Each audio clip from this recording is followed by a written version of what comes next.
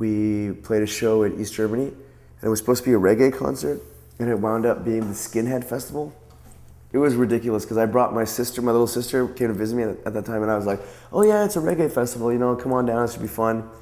So then when we showed up, our van broke down, and it took us hours to get there, and we finally got there. It was nighttime, and we rolled in and parked next to the stage where we were supposed to play, opened the door, and there was like 3,000 skinheads.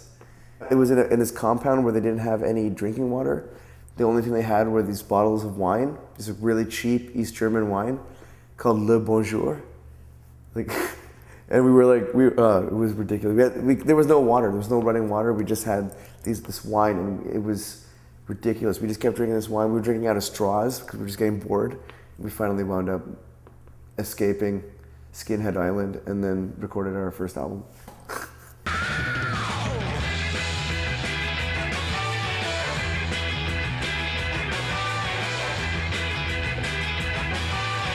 I started the band 10 years ago when I was, I went on tour with my band then, which was called Spaceshits, and I finished the tour and decided to stay in Germany. And it was kind of like a dream that I had for quite a long time to do like a full-on soul band with horns and a dancer. And in a way too, I remember when I started doing this stuff in Europe, I wanted to kind of bring to Europe that whole Mardi Gras feeling of New Orleans. So, and also musically too, because I guess a lot of our music is influenced by the music of New Orleans.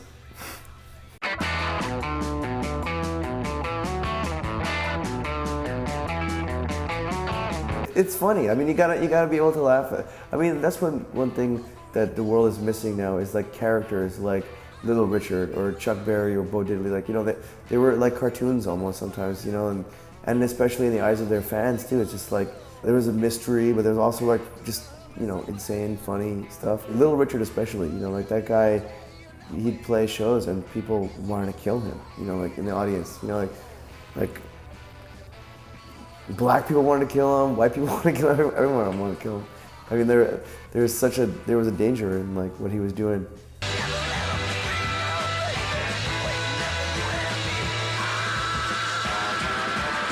I mean, for me, punk music punk in general is more of a quality to describe music than it is a type of music.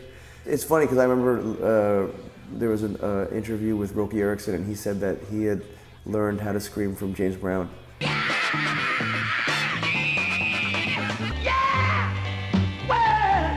And that's another scream, that's really epic. You hear him in Please, Please, Please, or in slow songs and fast songs that just gut wrenching. You could totally feel every ounce of pain that person, went through.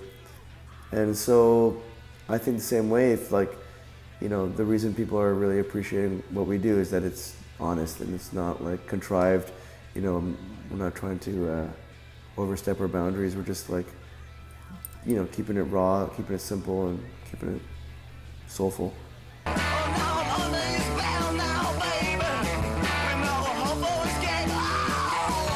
I don't know what I see in the future, but I mean, I definitely see new costumes, because I mean, we've been wearing, we honestly have one set of shirts, and I have one suit, and I wash my shirt that I have after every show. I just try to, but it's amazing because we don't stink so bad.